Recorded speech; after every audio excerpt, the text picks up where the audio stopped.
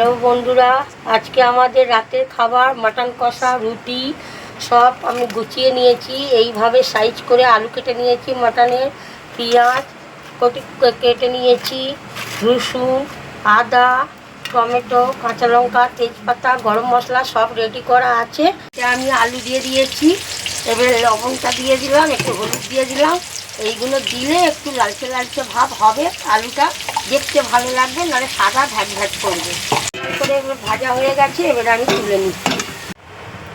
এবারে আমি আলুটা তো ভাজা হয়ে গেছে, এবারে আমি তেজপাতা দিলাম, দেওয়ার পরে এবারে আমি একটু গরম মশলা দিলাম, তারপরে এবারে রসুনটা দিলাম,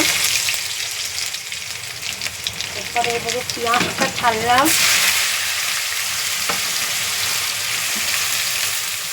এবারে আদা দিলাম, এবারে টমেটোটা দিয়ে এবারে এইটা কষাকষি করবো। এইটা একটু লালচে লালচে হয়ে গেলে তারপর মটনটা এরকম। আমার পেঁয়াজটা ভাজাভাজি হয়ে গেছে। এবারে মটনটা আমি ম্যারিনেট করে রেখেছিলাম দই দিয়ে, এবারে মটনটা ছাড়বো। ছেড়ে এবারে এইটাও আবার কষাকষি করবার পরে তারপরে আমি মশলা যা যা দিয়ে দেবো। এবারে আর সাথে আমি 2-3টে কাঁচা লঙ্কা ছেড়ে দিলাম।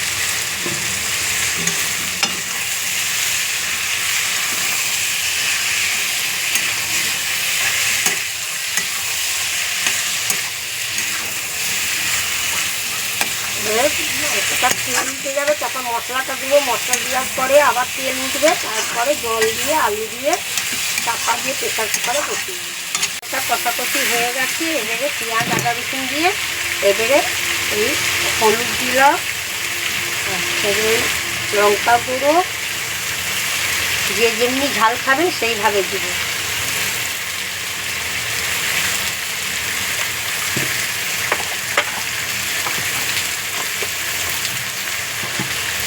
এইভাবে আপনারাও করে দেখবেন, দিয়ে কমেন্টে আমাদেরকে অবশ্যই জানাবেন। কষি হয়ে গেছে, পরিমাণ মতন জল দেবো। জল দিয়ে আলু টালু দিয়ে প্রেসার কুকারে বসিয়ে আর একদিকে রুটি আমি করতে থাকি। আটাটা মাখানো হয়ে গেছে, জল দেওয়া হয়ে গেছে। এবারে আমি আলুটা প্রেসার কুকারে দিয়ে আলুটা ছেড়ে বসিয়ে দেবো। তারপরে আমি এবারে রুটি আটা মাখানো হয়ে গেছে, এবার রুটিটা আমি একদিকে তৈরি করব। একটা গ্যাসে আমার প্রেসার কুকারে এই মাটনটা হবে, আর একটা গ্যাস। এবারে আলুটা ছেড়ে দিলাম প্রেসার কুকারে দিয়ে, এবারে এক সাইডে আমি বসিয়ে আটাটা মাখিয়ে আমি লেচিটা করে রেখেছি। এবার রুটিটা বেলে নেবো, বেলে নিয়ে এবারে সেঁকবো। তাওয়াটা বসিয়ে দিয়েছি।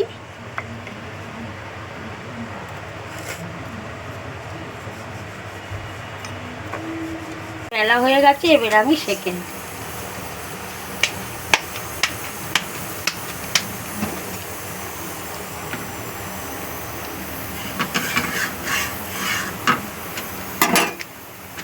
রুটিগুলো বেলা হয়ে গেছে, এবারে সেঁকে দিচ্ছি। এবারে পরিবেশন করব। আপনারাও এইভাবে করে খাবেন। আমার মাংস হয়ে গেছে, এবারে আমি নামানো দিয়ে এবারে সবকে পরিবেশন করব। আপনারাও এইভাবে আপনারাও করে খাবেন। একটা অন্তত আমাকে লাইক করবেন। যেভাবে আমি বানিয়েছি ওইভাবে আপনারা করে একবার দেখুন যে কীরকম টেস্টি হয়েছে।